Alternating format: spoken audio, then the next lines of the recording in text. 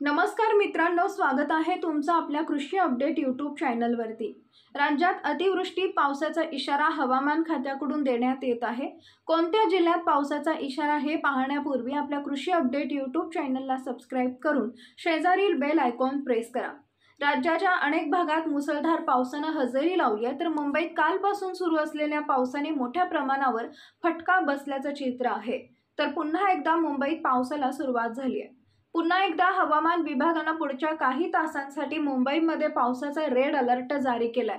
मुंबई शहर आणि उपनगरांमध्ये काही ठिकाणी मुसळधार ते अतिमुसळधार पाऊस, तर काही ठिकाणी अतिमुसळधार पाऊस पडेल असा अंदाज हवामान विभागाकडून वर्तवण्यात आला आहे।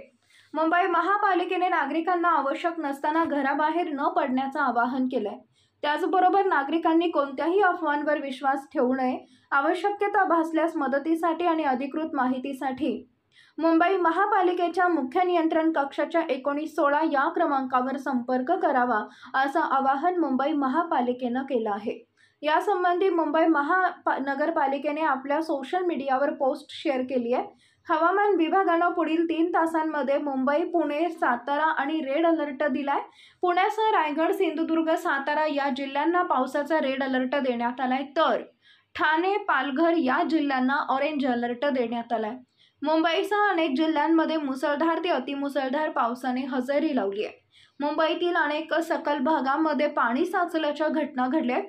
त्याचबरोबर अनेक लोकल रेल्वे गाड्यांवर देखील पावसाचा मोठा परिणाम झालाय।